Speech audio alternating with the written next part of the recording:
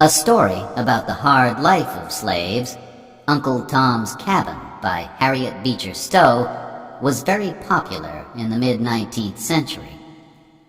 It made a lot of people see that keeping slaves was wrong, and it told the exciting story of how a slave family escaped using the Underground Railway. This was not a real railway, but a number of places where slaves could find help. People in each house could show them the way to the next safe house. Harriet Tubman and Frederick Douglass were famous slaves who helped many other slaves to escape from the South to the North using the Underground Railway. Frederick Douglass escaped in 1838 and started to work for the freedom of other black people. He had understood that in order to be free, he needed to learn to read and write, and he wrote a book about his life. After this, he traveled to Europe to speak about slavery, and later returned to New York and started several newspapers. During the Civil War, he told black men to join the army to fight for the North, and after the war, he worked for the government. Harriet Tubman traveled 140 kilometers to freedom in 1849 with the help of white people and free blacks. Although it was dangerous, she returned in order to help her family, and she bravely said, "I can only die once." In the 1850s, she helped more than 300 slaves escape. After the Civil War, white Southerners were angry that they had lost the war and angry that slaves were now free. They showed a lot of prejudice against black people. Some white people joined the Ku Klux Klan, groups of men who dressed in white, covered their faces, and went out to beat and murder black people. Black men could not vote until 1870, and even after they got the right to vote, they often did not use it because they were frightened. The book To Kill a Mockingbird by Harper Lee tells the frightening story of a black man, Tom Robinson, in 1930s Alabama. Although Tom has done nothing wrong, people easily believe that he is a criminal, just because he is black. In the 20th century, black people began to travel to the cities of the North to look for work. So there are now more black people in the North than in the South. But even in the North, they lived separately. In the South, they had to sit separately on buses and eat in separate parts of restaurants. Until 1954, they also had to go to different schools. Then, in the 1950s, a churchman called Martin Luther King began to fight for the civil rights of black people.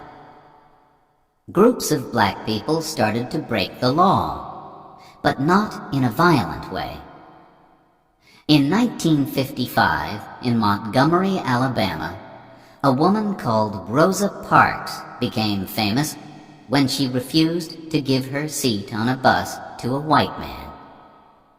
Then more black people refused to use the buses, and the bus companies lost a lot of money. Black people also started to go into whites-only restaurants. In August 1963, 200,000 people met in Washington and heard Martin Luther King speak about the need for black people to be equal with white people. He began with these words, which have become famous: "I have a dream." Finally, in 1964, a law was passed which gave black people their rights, and Martin Luther King was given the Nobel Peace Prize. But in 1968, he was murdered in Memphis, and fighting started in more than 100 cities. During the 1970s and 1980s, prejudice against black people slowly began to appear less often, and many black people now have good jobs in business and government. A black woman like Condoleezza Rice can represent the American government in other countries, and perhaps even think about becoming president. But there are still problems. When Hurricane Katrina destroyed the city of New Orleans in 2005, most of the people who lost their houses were black. Many of them waited a long time for help from the government. Was it because they were black? A lot of people think so. Chapter 9. The Government of the USA. The government of the USA has three separate but equal parts: Congress, the President, and the Supreme Court. Women got the vote in 1920, and all Americans can now vote when they are 18. There are some rights that all Americans have by law. For example, the right to speak freely. Congress makes the laws. There are in fact two houses of Congress, the Senate and the House of Representatives. There are 100 people in the Senate, 2 from each state, and they are elected for 6 years. There are 435 people in the House of Representatives, and they are elected for 2 years only. The states with more people, like California, have more representatives. States which do not have many people, like Wyoming or Delaware, only have 1 representative. The president is elected by votes from each state. A state has the same number of votes as the number of its representatives and senators. So the states with most people become very important. Florida has 25 votes. And so, when just 51% of people in Florida voted for George Bush in 2000, he got all 25 votes from that state. The president is the most important of all the people in the government. He, until now the president has always been a man, is the chief of the country, like a king or queen, and he is also the head of the army. He is elected for 4 years, and no one can be president for more than 8 years. He can say no to laws passed by Congress, but Congress can also say no to him, and he chooses the judges for the Supreme Court. He lives and works in the White House in Washington, D.C. The Supreme Court is the most important court in the country and has 9 judges. Their job is to decide what the laws mean. They can also say that Congress has made a law which is wrong, or that the president has done something wrong. As well as the government in Washington, each state has its own government. Laws can be very different from one state to the next. They say very different things about, for example, how old you must be to get married, or to drive a car. Different states punish criminals differently, too.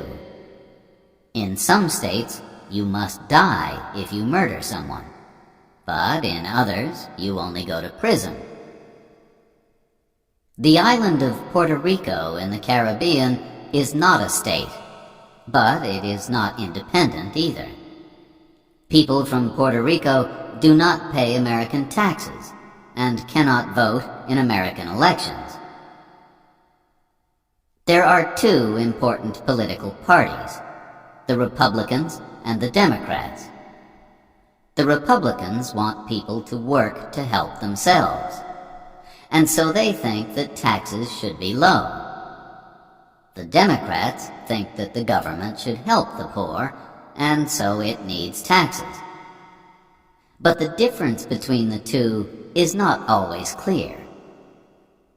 After the 2000 election, a map showed that the Democrat states were on the northeast and west coasts, and around the Great Lakes in the north.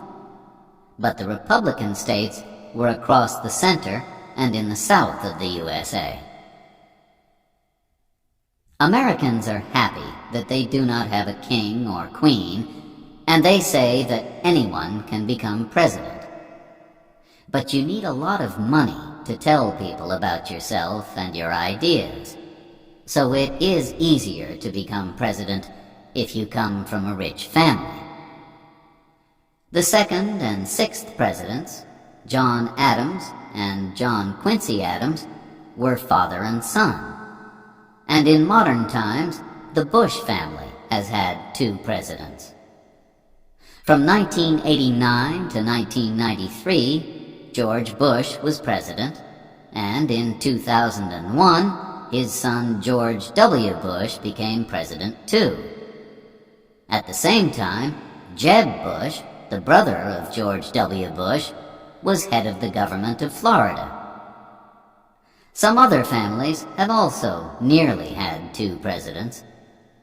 President Kennedy's brother Robert hoped to become president, but he was killed in 1968. And many people think that Hillary Clinton will follow her husband Bill. If she does, she will be the first woman president. A president must also be able to speak well to crowds of people. Ronald Reagan, the 40th president, could do this because he used to be an actor. He became head of the government of California in 1967 and was president from 1981 to 1989. Another actor, Arnold Schwarzenegger, also became head of the government of California in 2003.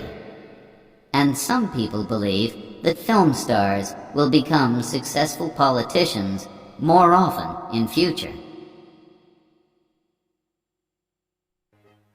Chapter 10. Living in the USA.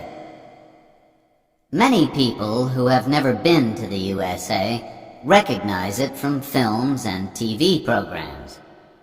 Then there is the work of the artist Edward Hopper, whose pictures of ordinary American people, streets, and houses in the city and in the country make us think of old films. But what is life in America really like? Most Americans who have jobs live more comfortably than people in almost any other country in the world.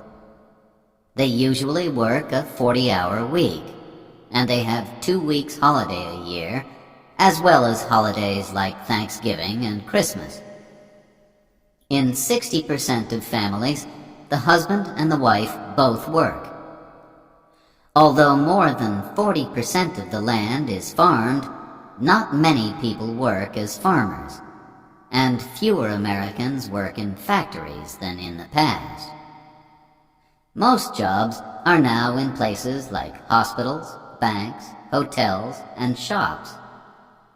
If you do not have a job, and around 6% of Americans do not, life is hard. The government gives you a little money, but it is not enough to buy everything that you need. How many Americans are poor? Around 13% of all Americans are poor, but 25% of black people and 22% of Hispanic people are poor. The money in the USA is the dollar, which contains 100 cents. Some coins have special names. 5 cents is a nickel, 10 cents is a dime, and 25 cents is a quarter. In taxis, restaurants, and other places, people give a tip, extra money on top of the price. Without this extra money, many workers do not have enough money to live. Americans do not use kilograms and kilometers, but pounds and miles.